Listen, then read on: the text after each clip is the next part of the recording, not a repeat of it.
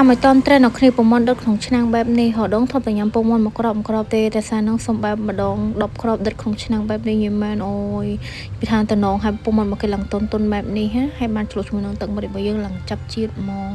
ហើយដំបូងហ្នឹងគឺខ្ញុំមានពងមាន់ចំនួន10គ្រាប់ហើយយកមកគោះក្លុកវាបែបនេះអាចបន្ថែមជាមួយនឹងម្សៅស៊ុបតិចក៏បានដែរដើម្បីឲ្យពងមាន់របស់យើងវាមានជាតិឡំអញ្ចឹងណាហើយយើងក្លុកវាតតាវាឡើងល្អហើយយើងទុកវាម្ដងយកមកធ្វើជាមួយនឹងទឹកម្រេចរបស់យើងមានប្រហែលបន្តិចស្ករសមួយស្លាបព្រាម្សៅស៊ុបមីមួយកញ្ចប់ជាមួយនឹងម្រេចរបស់យើងមកហើយបន្ថែមជាមួយនឹងម្ទេសហាន់និង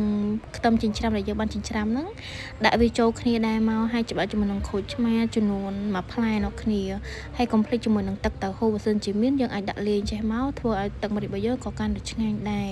រួចហូរហើយគឺយើងចាប់ផ្ដើមមកដុតជាមួយនឹងពងមាន់របស់យើងខ្ញុំដាក់ប័រម្ដុំក៏វាឡើងក្លិនឈ្ងុយហើយចាំយើងបន្ថែមជាមួយនឹងពងមាន់របស់យើងចាក់ចូលបែបនេះមកយីមែនឡើងឈ្ងុយហ្មងហើយប័រដាក់តាមចំណូលចិត្តអ្នកគ្នាដាក់មកល្មមបានហើយដាក់ច្រើនពេកខ្លាចវាទលាន់អញ្ចឹងណាហើយពេលដែលចាក់ហ្នឹងយើងកូរវាបែបនេះបន្តិចមកដើម្បីឲ្យពងមាន់របស់យើងវាឆាប់ឆ្អិនដែរសារ